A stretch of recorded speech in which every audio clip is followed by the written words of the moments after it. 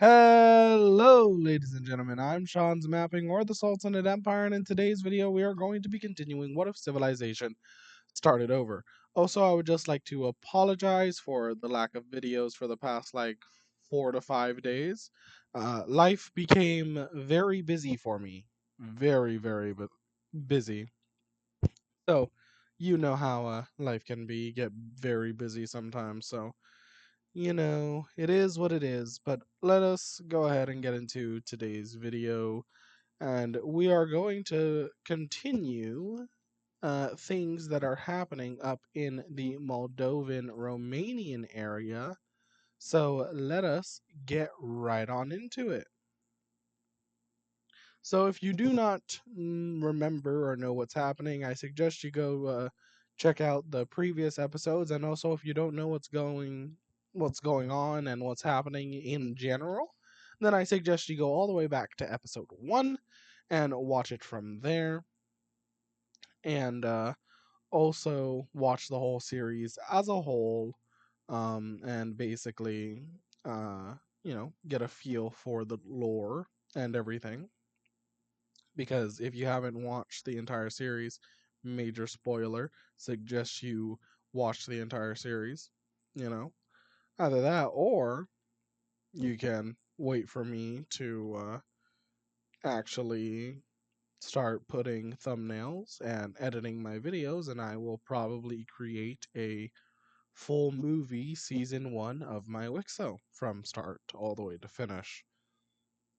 But what we see happening here in Moldova and Romania is these two will come to a peace treaty. And the peace treaty is going to look something like this. This, ladies and gentlemen, is what the border looks like right now following the peace treaty. The Romanians, unfortunately, did not get any major cities, but they did get, an extra bit of land, and land definitely was gained from this war, so it wasn't a total loss. And also, they got their artifact back. So now let's go ahead and go down to the more important one, which is down here in the orange team. Now, like I was saying, like in the previous episodes, this country down here, the reason they're able to put against the orange team isn't only because this country is invading them, it's also because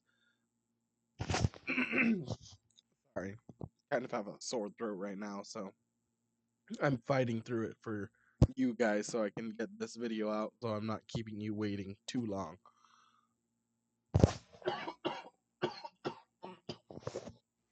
I'm sorry. Really sorry. Again, I'm pushing through it for you guys. Um, but these guys are being supported by this country and many other African countries that kind of want the orange team gone. So we are going to go ahead and look at the fruits of their labor, and well, that is in fact that well, there's not a lot of resistance coming from the orange team civilian population, which the orange team leadership is very confused because they have practically the highest civilian nationalism in the world currently.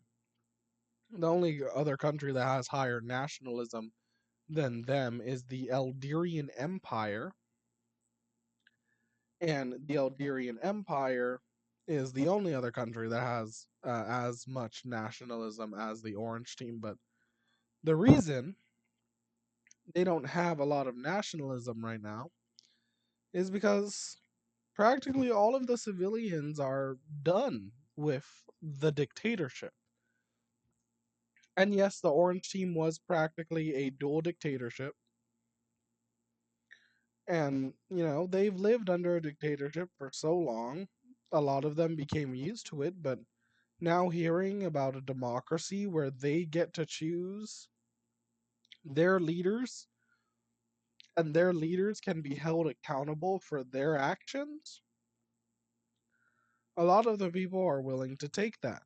And I mean, the democracy forces, after pushing for quite a while, are able to reach the first capital of the Orange team and seize it, and also seize the leader that was inside that capital.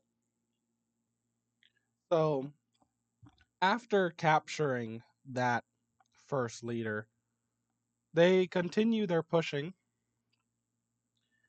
and after they reach about here, the both countries, the democratic version of the Orange team and the West African Empire, send a ultimatum to the Orange team saying, "Hey, surrender, and you may be able to keep some of your territory following the end of this war."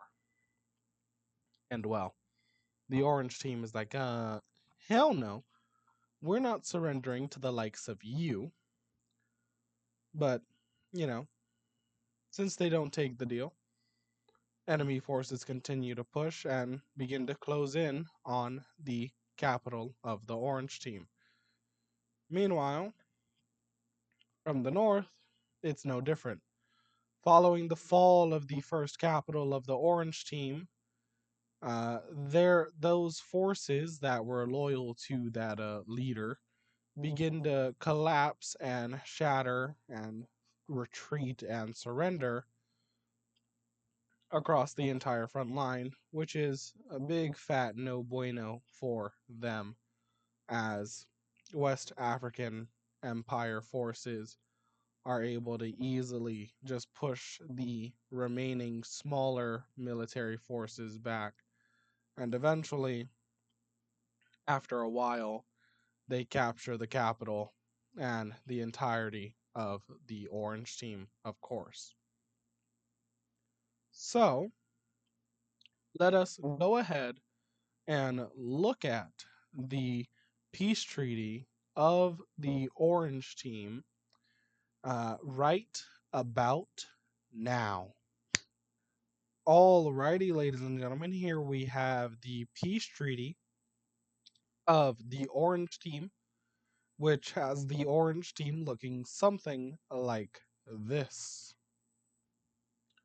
Let us go ahead and now go down to Africa and the hellhole that is this general area, as we are going to actually look at a war.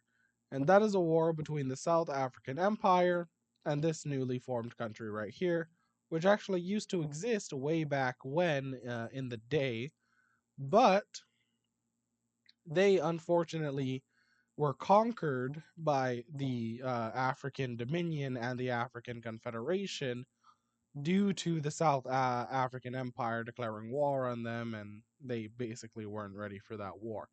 So, in a surprise invasion, they invade the South African Empire, and they are able to take quite a bit of territory from the South African Empire, actually seizing and securing two major cities from the South African Empire.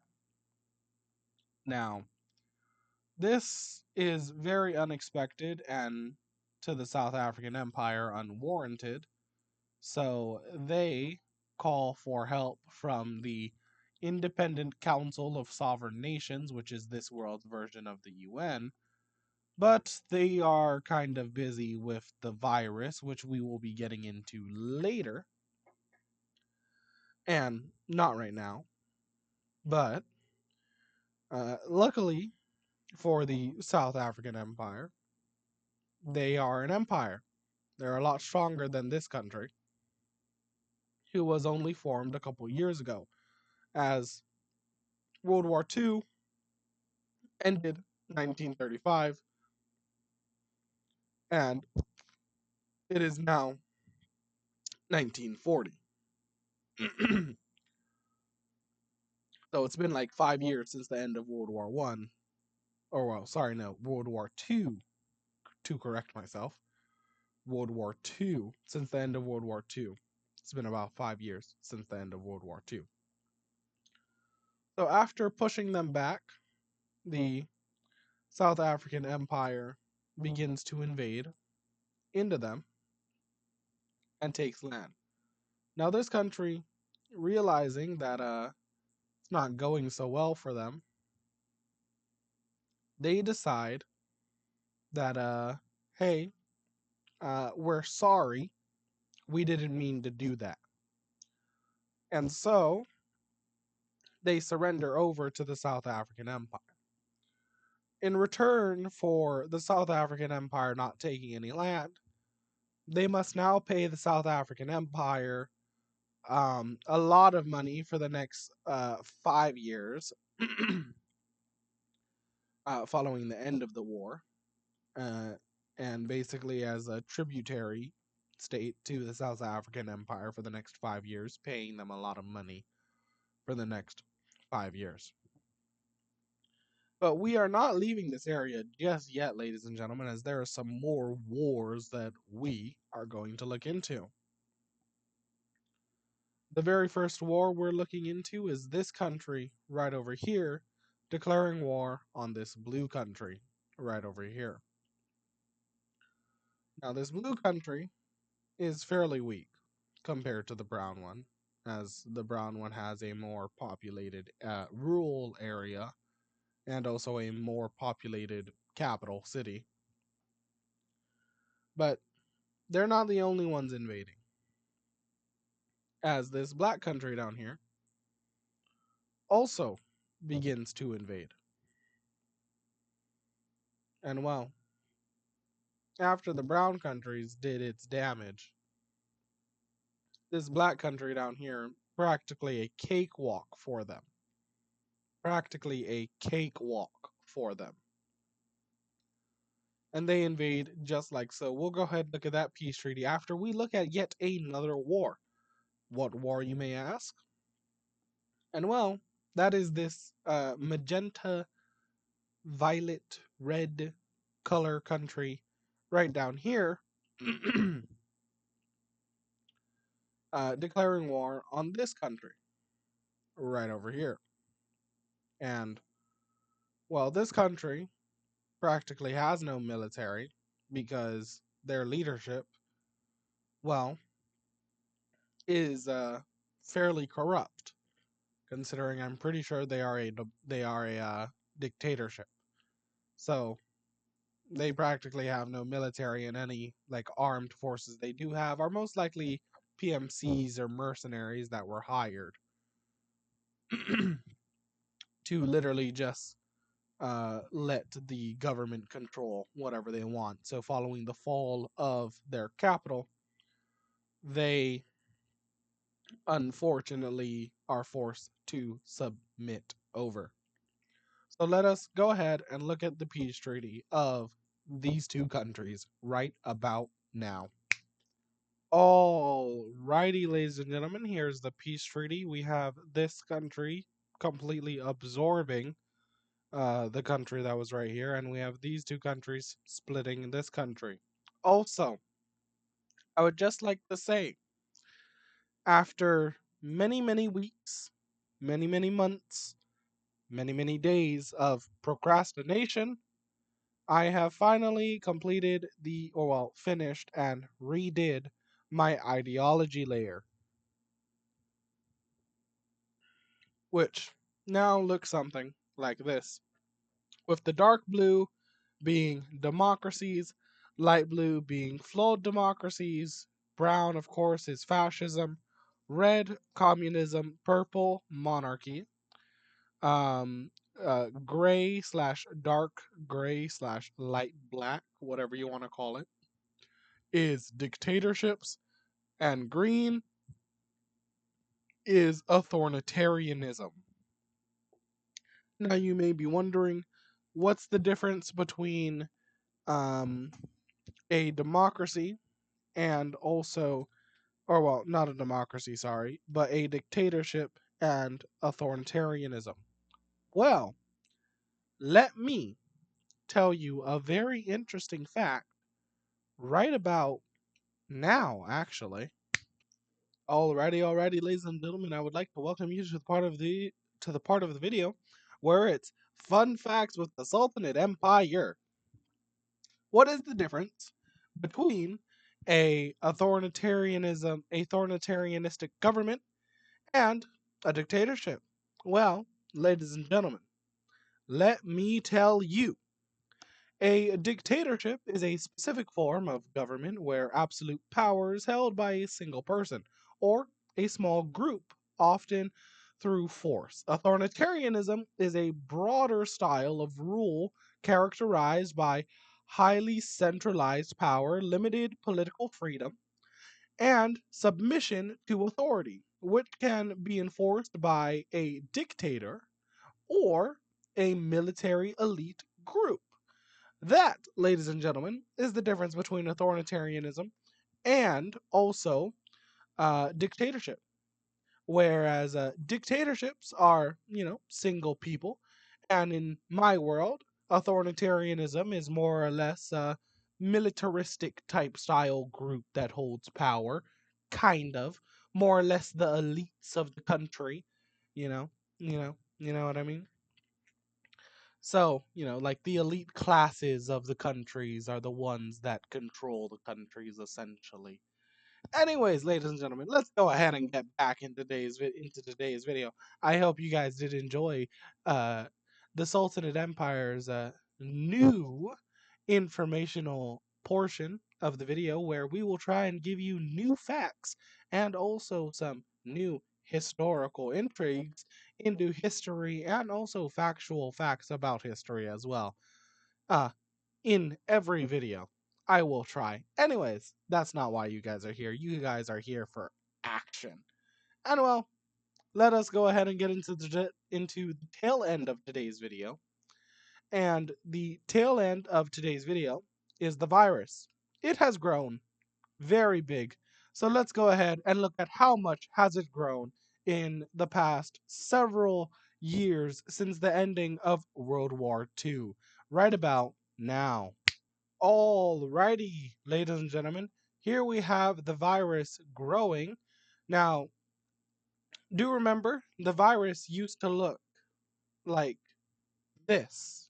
Well, sorry, not like this, but in fact, like this. This is what it was before. By 1937, it looked like this. By 1940, it now looks like this. Whoopsie, I went backwards. It now looks like this. Silly me. This is how much it has grown. Very big, very problematic.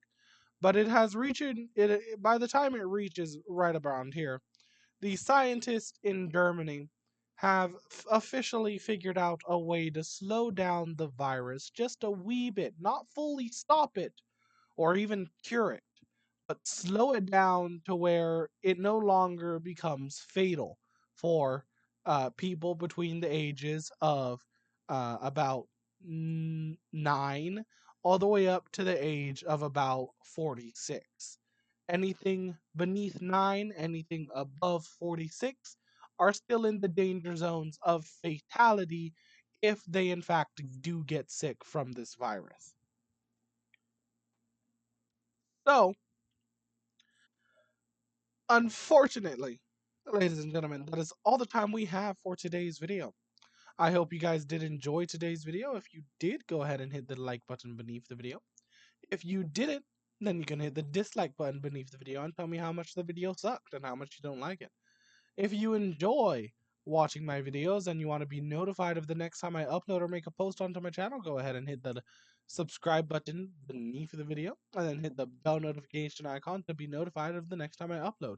Also, if you enjoyed the little facts and also the little bits and pieces of history that I give in my videos and throughout the series, please go ahead and let me know down in the comments. And also feel free to correct me if, in fact, though some facts and points that I mention in history have either been proven wrong or have either been changed.